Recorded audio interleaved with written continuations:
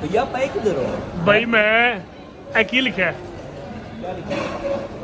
Little little बोबो ਤੇ ਬੰਦ ਹੋ ਗਈ ਹੈ बात हो गई ਹੁਣ पाए किधर हो आप?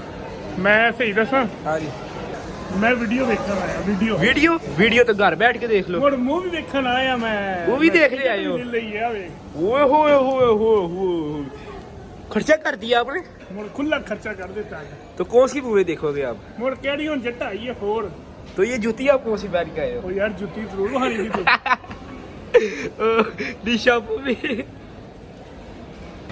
आज हम आए हैं साइंस पैक्स पे मूवी देखने और मूवी लगी है कैरी ऑन जट्टा 4।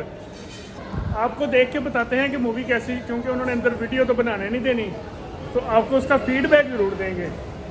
तो अब टाइम होता है 10:30 बजे का टाइम है, चलते हैं और वीडियो देख के फिर आपको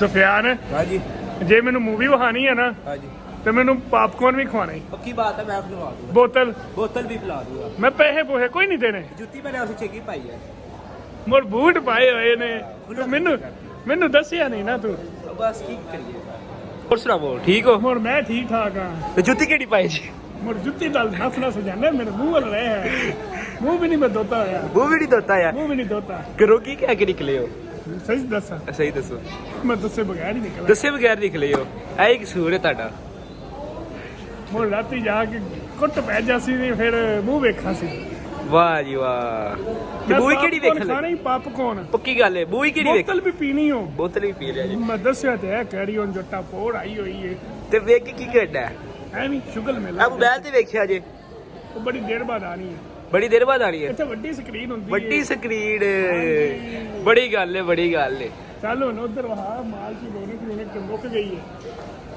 टाइम हो गया ना दुकाना बंद होना, ਬੜੀ ਗੱਲ ਹੈ ਬੜੀ ਗੱਲ बंद कर देना।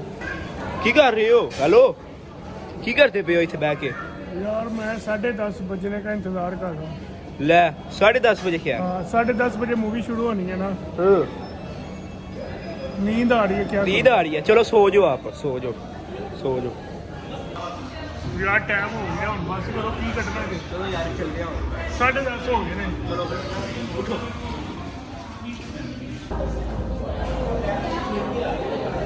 फिर आखिरकार जी भाई फिर आखिरकार चले फिर आप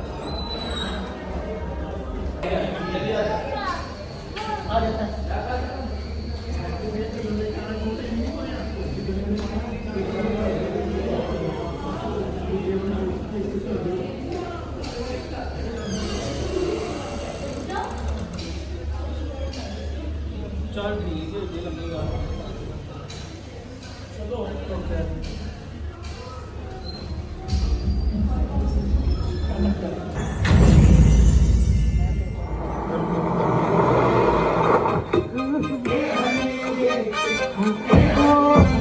मेरा प्योमा वर्गा चाचा चला गया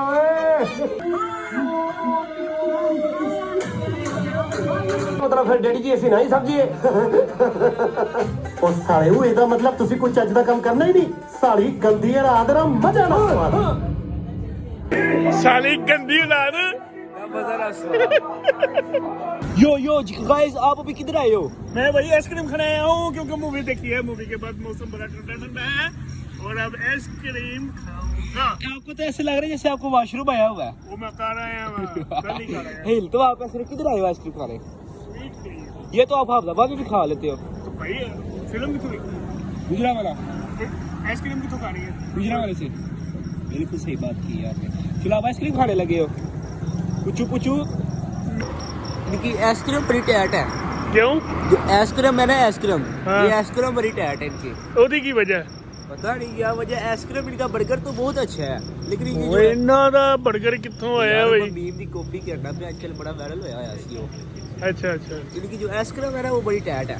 फिर आइसक्रीम खा गए थे व्लॉग का एंड करे, ऐड करे मजा आया? मजा आया। मूवी कैसी थी? मजेदार। वो मजेदार की थोड़ी सी फनी सी। यार इसका यही मतलब है मजेदार, मतलब अच्छी।